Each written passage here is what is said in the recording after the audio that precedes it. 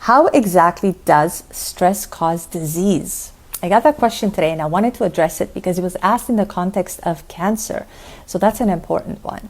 Hi, I'm Simone, Holistic Health Transformation Consultant, Registered Holistic Nutritionist, and Certified Holistic Cancer Therapies Practitioner. And here's what happens. Number one, stress is an intangible thing and cancer is a tangible disease because it's in the body. Therefore, a lot of times people cannot make a connection between the two. However, when we are under constant stress, what the body does, it produces a cascade of these stress chemicals or stress hormones. And in order to produce these, it actually needs nutrients. It needs the raw materials to be able to produce them.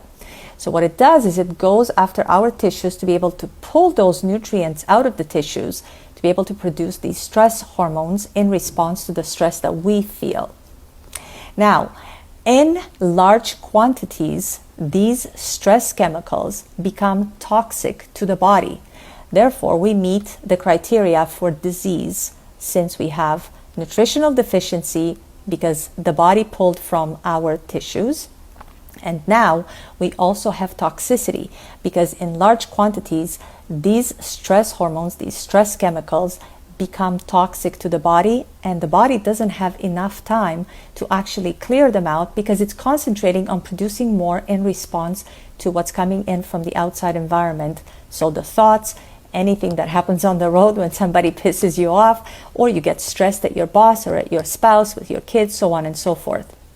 Now, these stressors coming in large quantities on an ongoing basis, and you repeat this cycle of nutritional deficiency as well as toxicity. And don't forget, oftentimes people don't even eat nutritionally dense foods to be able to get these nutrients coming in for the body to use to produce these stress hormones. So it keeps pulling from the tissues. Therefore, we break down the tissue and we don't bring in anything to actually even rebuild it.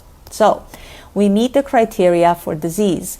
And because we do this on an ongoing basis, and I'm talking years, decades, eventually the breakdown of the tissue and the toxicity in conjunction with each other, so they piggyback on each other, will eventually lead to cancer.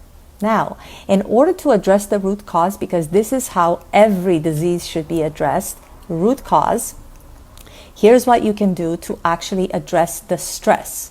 Two things: exercise, and those of you that go to the gym like I do know how much that helps, and meditation.